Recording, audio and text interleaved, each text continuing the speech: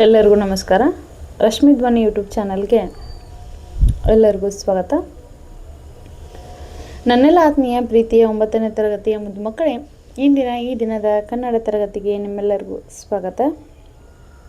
ಪುಟಾಣಿಗಳೇ, ನಾವಿಂದು 9ನೇ ತರಗತಿಯ ಕನ್ನಡ ಭಾಷಾ ಪಠ್ಯಪುಸ್ತಕದಲ್ಲಿರ್ತಕ್ಕಂತಹ ಭಾಗ 2ರಲ್ಲಿ ಬರ್ತಕ್ಕಂಥ ಒಂದು ಸುಂದರವಾದಂತಹ ಪಾಠ. ನಾನು ಹಾಕಿದ ತಕ್ಷಣ ನಿಮ್ಗೆ ಗೊತ್ತಾಗ್ಬೋದು ಇದೇ ಪಾಠ ಮಾಡ್ತಿದ್ದಾರೆ ಮೇಡಮ್ ಅಂತೇಳಿ. ಪದ್ಯ ಭಾಗ 7, ನಿನ್ನ ಮುತ್ತಿನ ಸತ್ತಿಗೆ ಅನಿತ್ತು ಸಲಹು, ರಾಘವಾಂಕ. ಈ ಪದ್ಯ ಭಾಗವನ್ನು ಇಂದಿನ ತರಗತಿಯಲ್ಲಿ ನಾವು ನೋಡೋಣ.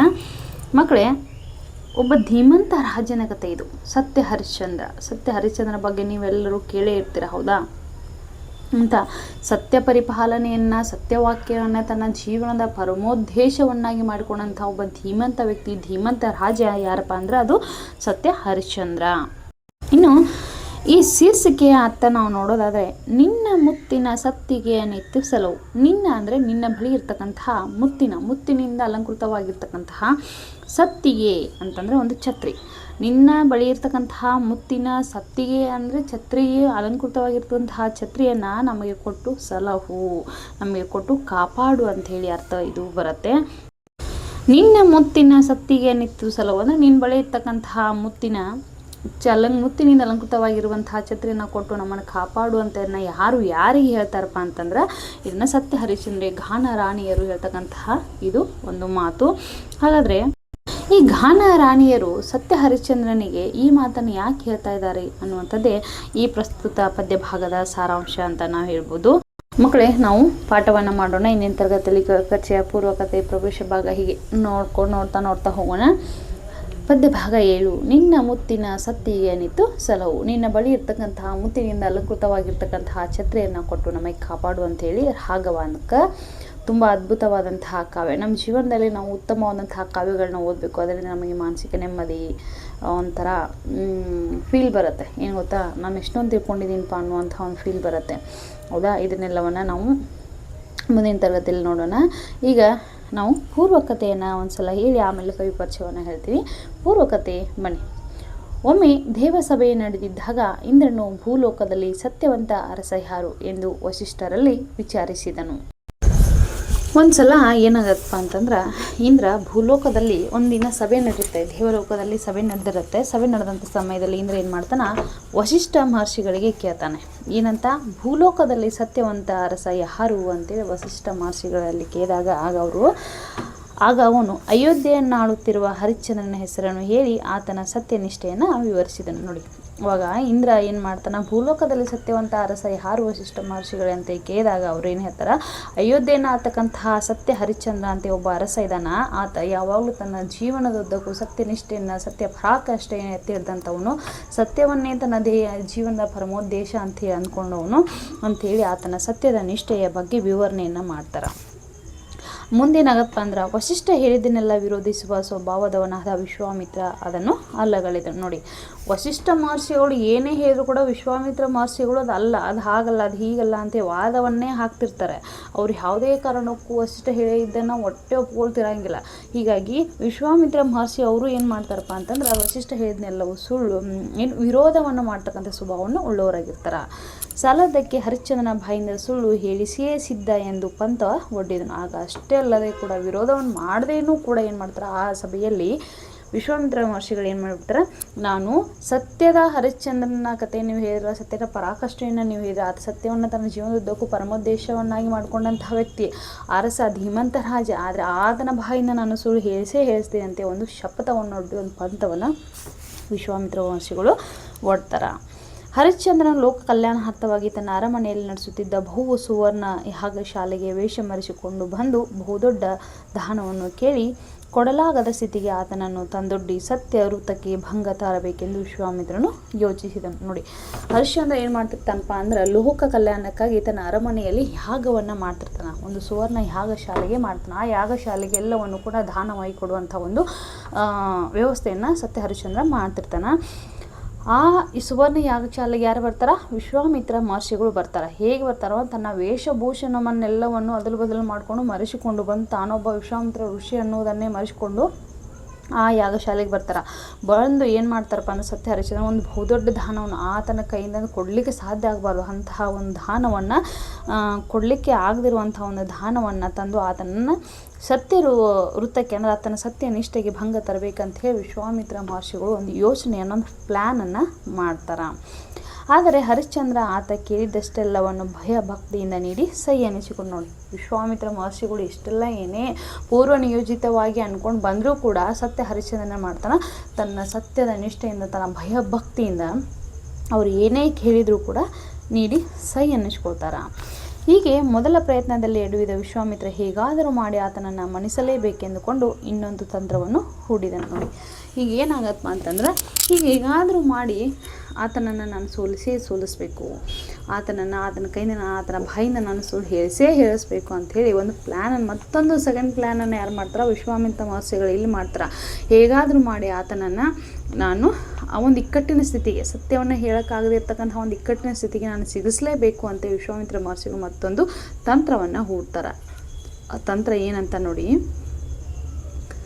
ಬೇಟೆಯ ನೆಪದಲ್ಲಿ ಹರಿಶ್ಚಂದ್ರನನ್ನು ಕಾಡಿನಲ್ಲಿ ಅಲೆದಾಡಿಸಿ ಕಾಡಬೇಕೆಂದು ಯೋಚಿಸಿದನು ನೋಡಿ.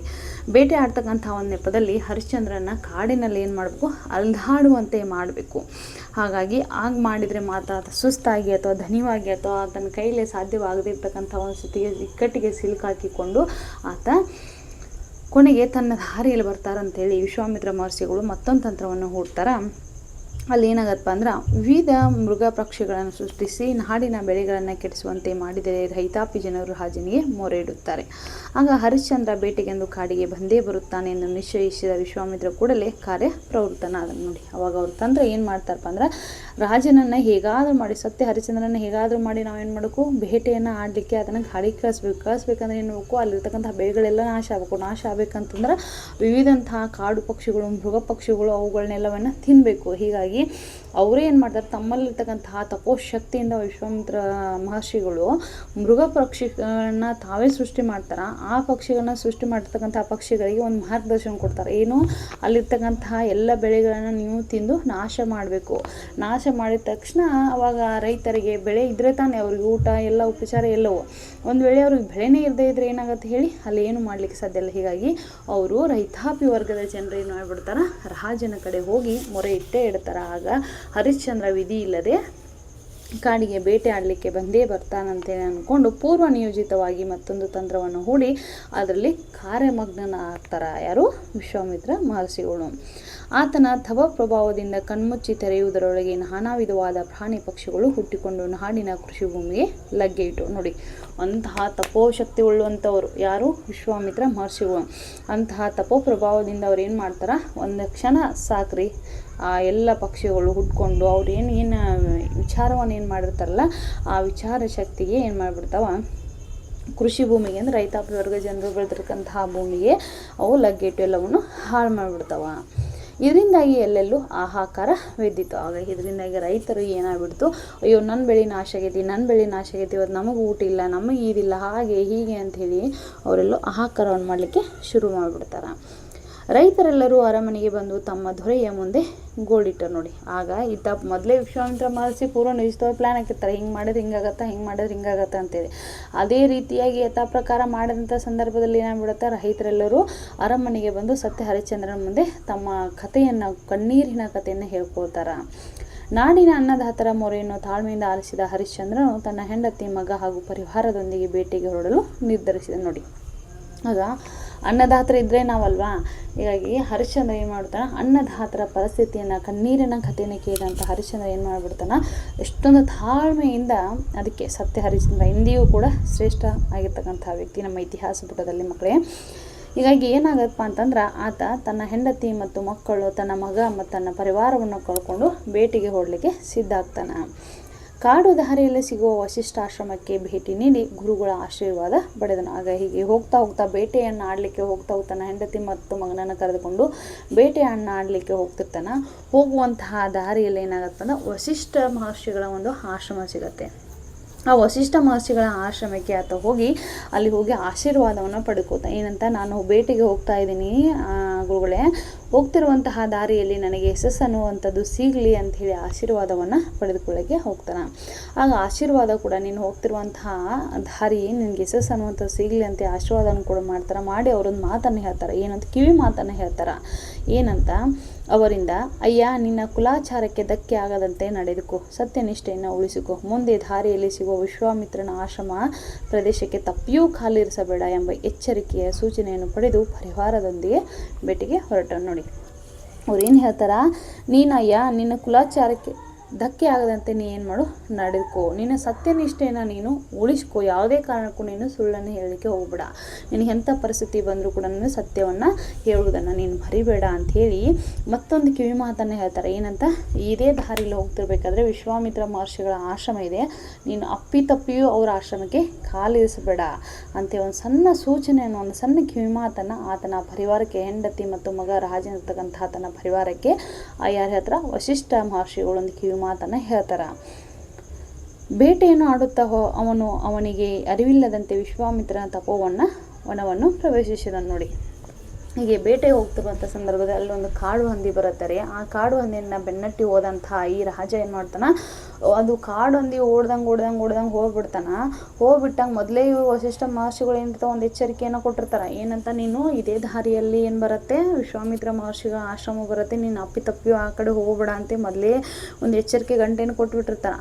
ಅದಕ್ಕೇನು ಕೂಡ ಈತ ತನ್ನ ಪರಿವಾರದೊಂದು ಹೋಗ್ತಾನೆ ಅಂತಂದ್ರೆ, ಆಯಿತು ಗುರುಗಳು ನೀವು ಹೇಳ್ದಂಗೆ ನಾನು ಮಾಡ್ತೀನಿ, ವಿಶ್ವಾಮಿತ್ರ ಮಹರ್ಷಿಗಳ ಆಶ್ರಮಕ್ಕೆ ನಾನು ಹೋಗುವುದಿಲ್ಲ ಅಂತೇಳಿ ತನ್ನ ಭೇಟಿಯ ಮುಂದಿನ ಪ್ರಯಾಣವನ್ನು ಈತ ಮುಂದುವರಿಸುತ್ತಾನೆ. ಯಾರು, ಸತ್ಯ ಹರಿಶ್ಚಂದ್ರ. ಆದರೆ ಮಧ್ಯದಲ್ಲಿ ಬರ್ತಕ್ಕಂತಹ ಕಾಡು ಹಂದಿಯ ಬೇಟೆಯನ್ನು ಆಡ್ತಾ ಈ ಸತ್ಯ ಹರಿಶ್ಚಂದ್ರ ಏನು ಮಾಡ್ಬಿಡ್ತಾನೆ, ತನಗೇ ಅರಿವಿಲ್ಲದಂತೆ ಆ ಆಶ್ರಮವನ್ನು, ಯಾರ ಆಶ್ರಮವನ್ನು, ವಿಶ್ವಾಮಿತ್ರನ ಆಶ್ರಮವನ್ನು, ತಪೋವನವನ್ನು ಪ್ರವೇಶವನ್ನು ಮಾಡಿಬಿಡ್ತಾನೆ. ಆಗ ತಪೋವನವನ್ನು ಪ್ರವೇಶ ಮಾಡಿದಾಗ ಆತನಿಗೆ ಆತಂಕ ಶುರು ಆಗಿಬಿಡತ್ತೆ. ಯಾರಿಗೆ, ಸತ್ಯ ಹರಿಶ್ಚಂದ್ರನಿಗೆ. ಏನಂತ, ಮೊದಲೇ ತನಗೆ ಕಿವಿ ಮಾತು ಒಂದು ಹೇಳಿದರು ಯಾರು, ವಸಿಷ್ಠ ಮಹರ್ಷಿಗಳು. ಒಂದು ಕಡೆ ವಸಿಷ್ಠ ಮಹರ್ಷಿಗಳು ಹೇಳ್ತಕ್ಕಂತಹ ಕಿವಿಮಾತು ನೆನಪಾದ್ರೆ, ಇನ್ನೊಂದು ಕಡೆ ಆ ಕಾಡು ಹಂದಿಯ ಹಿಂದೆ ಬೆನ್ನಟ್ಟು ಹೋದಂತಹ ಆತನ ಧನಿಯು ಸಿಕ್ಕಾಪಟ್ಟೆ ಆಗಿಬಿಟ್ಟಿರುತ್ತೆ. ಹೀಗಾಗಿ ಅದೇ ಒಂದು ವಿಚಾರದಲ್ಲಿರ್ತಕ್ಕಂಥ ಸಂದರ್ಭದಲ್ಲಿ ವಿಶ್ವಾಮಿತ್ರ ಮಹರ್ಷಿ ಇದನ್ನು ಮೊದಲೇ ಅವರೆಲ್ಲ ಪೂರ್ವನೇ ಜೊತೆಗೆ ಮಾಡಿರ್ತಾರೆ. ಅವಾಗ ಏನಾಗತ್ತಪ್ಪ ಅಂದ್ರೆ, ಆಗ ವಿಶ್ವಾಮಿತ್ರನು ಹರಿಶ್ಚಂದ್ರನನ್ನು ಪರೀಕ್ಷಿಸಲು ತನ್ನ ಕೋಪದಿಂದ ಘಾನ ರಾಣಿಯರನ್ನು ಸೃಷ್ಟಿಸಿ ಸರ್ವ ಬುದ್ಧಿಗಳನ್ನು ಬಳಸಿ ಅವನನ್ನು ಮರಳು ಮಾಡುತ್ತೀರಿ ಎಂದು ಹೇಳಿ ಹರಿಶ್ಚಂದ್ರನ ಬಳಿಗೆ ಕಳುಹಿಸಿದನು. ಮುಂದೇನಾಯಿತೆಂಬುದನ್ನು ಇಲ್ಲಿ ಆಯ್ಕೆ ಮಾಡಿದ ಪದ್ಯಗಳು ತಿಳಿಸುತ್ತವೆ. ನೋಡಿ, ವಿಶ್ವಾಮಿತ್ರ ಮಹರ್ಷಿಗಳು ಏನು ಮಾಡ್ತಾ, ಹರಿಶ್ಚಂದ್ರನನ್ನು ಪರೀಕ್ಷೆ ಮಾಡಬೇಕಂತ ಅಂದ್ಕೊಂಡು ತನ್ನ ಕೋಪದಿಂದ ಏನು ಮಾಡಿಬಿಡ್ತಾನೆ, ಘಾನ ರಾಣಿಯರನ್ನು ಸೃಷ್ಟಿ ಮಾಡಿಬಿಡ್ತಾನೆ.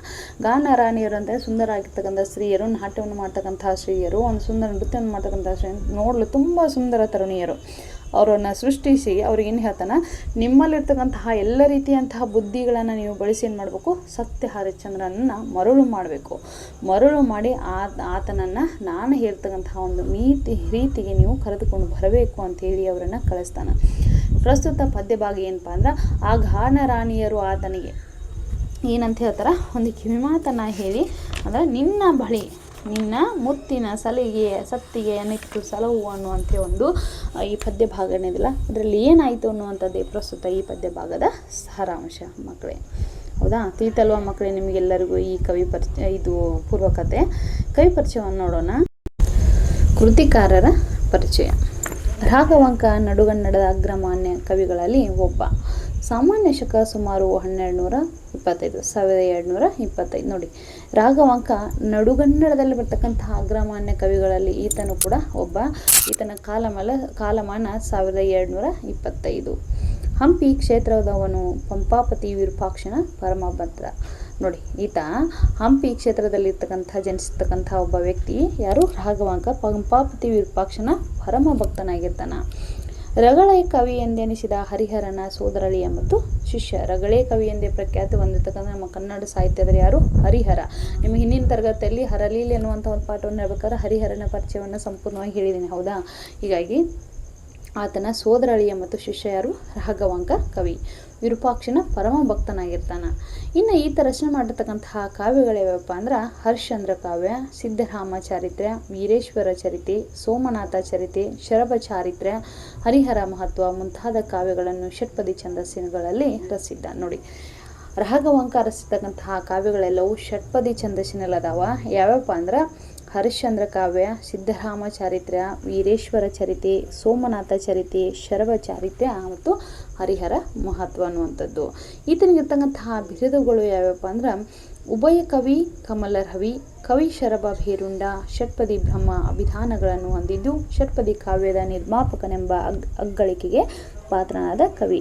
ನೋಡಿ, ಈತನಿಗಿರ್ತಕ್ಕಂತಹ ಬಿರುದುಗಳು ಯಾವ್ಯಾವಪ್ಪ ಅಂದ್ರೆ ಉಭಯ ಕವಿ ಕಮಲರವಿ, ಕವಿ ಶರಭ ಬೇರುಂಡ, ಷಟ್ಪದಿಯ ಬ್ರಹ್ಮ ಅಂತೇಳಿ ಈತನನ್ನು ಕರೀತಾರ.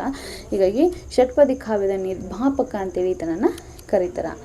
ಇನ್ನು ರಾಘವಾಂಕ ಕವಿ ವಿರಚಿತವಾದ ಪ್ರಸ್ತುತ ಪದ್ಯ ಭಾಗವನ್ನು ಶ್ರೀ ಟಿ.ಎಸ್. ವೆಂಕಣ್ಣಯ್ಯ ಅವರು ಸಂಪಾದಿಸಿರುವ ಹರಿಶ್ಚಂದ್ರ ಕಾವ್ಯ ಸಂಗ್ರಹ ಗ್ರಂಥದ ವಿಶ್ವಾಮಿತ್ರ ಆಶ್ರಮ ಪ್ರವೇಶ ಭಾಗದಿಂದ ಪದ್ಯ 26ರಿಂದ 34 ಆಯ್ದು ನಿಗದಿಪಡಿಸಲಾಗಿದೆ. ನೋಡಿ, ಈ ಪ್ರಸ್ತುತ ಪದ್ಯ ಭಾಗವನ್ನು ಈ ಟಿ.ಎಸ್.